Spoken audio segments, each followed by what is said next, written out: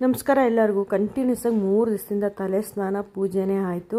ಇನ್ನೊಂದು ದಿವಸ ಊರ ಹಬ್ಬ ಆಯಿತು. ಇವತ್ತು ನನ್ನ ಬರ್ತ್ಡೇ ಆಗಿರೋದ್ರಿಂದ ದೀಪ ಅಣಿಸಿ ನನ್ನ ಬಗ್ಗೆನೂ ಕೇಳ್ಕೊಳೋಣ ಒಂಚೂರು ಅಂತ. ಎಲ್ಲ ನಿಭಾಯಿಸೋಕ್ಕೆ ಶಕ್ತಿ ಕೊಡಪ್ಪ, ಮತ್ತು ನಂಗೆ ದುಡ್ಕೊಂಡು ತಿನ್ನೋಕ್ಕೆ ಶಕ್ತಿ ಕೊಡು ಅಂತ ಕೇಳ್ಕೊತೀನಿ ಅಷ್ಟೇ, ಇನ್ನೇನು ಕೇಳ್ಕೊಳಲ್ಲ ನಾನು.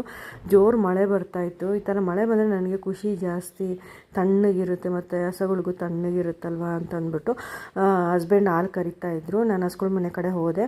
ಒಬ್ಬರು ವ್ಯೂವರ್ ಕೇಳಿದರು, ಅಕ್ಕ ಮೆತುಕಾಲು ಬಿದ್ದರೆ ನೀವೇನು ಮಾಡ್ತೀರಾ ಅಂತ ಅಂದ್ಬಿಟ್ಟು. 6:30 10 ಗಂಟೆ ಒಳಗಡೆವರೆಗೂ ಮಣ್ಣು ನೆಲ ಇರೋ ಜಾಗದಲ್ಲಿ ಹಸುಗಳನ್ನ ಕಟ್ಟಾಕ್ತೀವಿ. ದ್ರಾಕ ಅಂತ ಸಿಗುತ್ತೆ, ಈ ರೇಷ್ಮೆ ಹುಳ ಔಷಧಿ ಮಾರ್ತಾರಲ್ವ, ಅದನ್ನು ಸ್ಪ್ರೇ ಮುಖಾಂತರ ಹೊಡಿತೀವಿ. 1 ವಾರ ಹಂಗೆ ಮಾಡಿದ್ರೆ ಸಾಕು, ಮೆತುಕಾಲು ವಾಸಿ ಆಗುತ್ತೆ ಅಂತ ಹೇಳ್ಬೋದು.